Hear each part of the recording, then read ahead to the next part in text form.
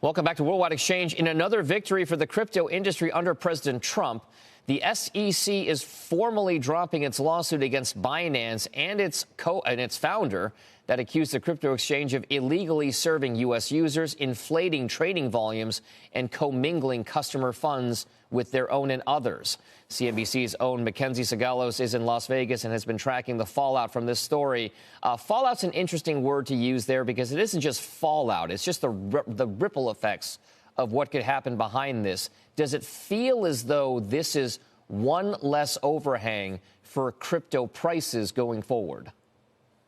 Well, this was certainly the last big case that the SEC had against the crypto industry. And the agency filed this dismissal with prejudice, meaning that those same charges can't be brought again.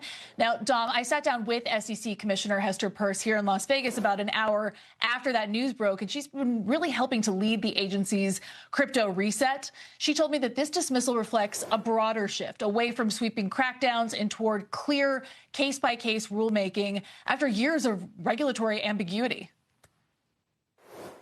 We didn't have a clear set of rules. There were a lot of questions about how this particular activities in the crypto space intersected with our existing securities laws.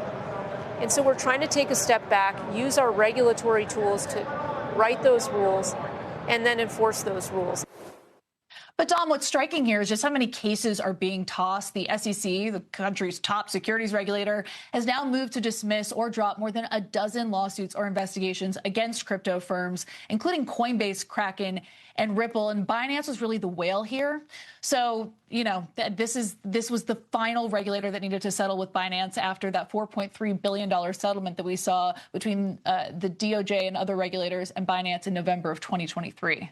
Mac, this is also, as we very well know, an administration that values deal making, kind of success along those lines. Does the Binance group, do they have ties to the Trump administration? Is there a reason why it would be good for the administration and Binance to be on solid terms and footing?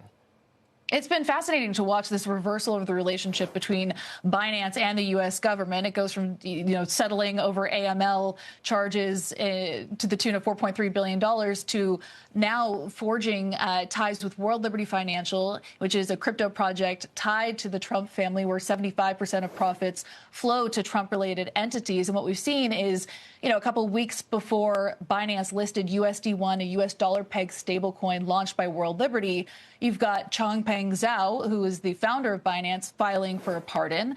And then you've got an Emirati state fund called MGX investing $2 billion in Binance in USD1, which is that Trump-linked stablecoin. At the same time, they're both coming together in Pakistan. You've got CZ now on the advisory board of Pakistan's newly formed crypto council, at the same time that World Liberty Financial is signing a deal with the government to help them with their inroads into blockchain. So a lot of overthought there in the last few months.